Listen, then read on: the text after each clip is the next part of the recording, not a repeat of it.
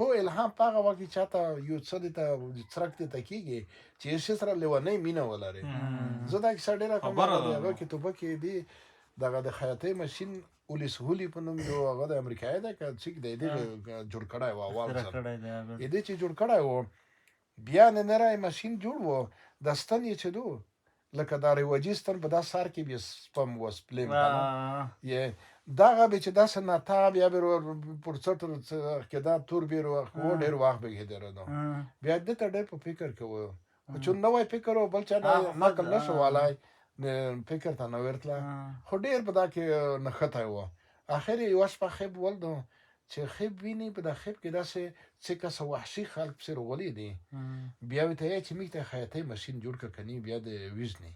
دا زر زر په وخته دا وړی جوړ کړی دی په دا خوب کې هغه ستن نشي جوړولی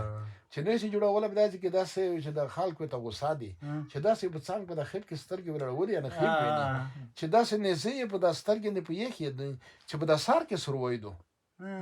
دا نظام نه دا نزی څوکه په دا څوکه کې سروی دو په مخ ویښ شوی دا خرشول شوی دا ډیوې مې ویل ګولې په مخ یې ستن جوړه کړې ده په سر کې دلته یې سروی کړې ده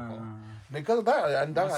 الهام دی بالکل دا په ورزش کا کېږي یو سړی داسې ګول هغه د میراډون هغه نه پیژني میدون کیم سر نه ګول والا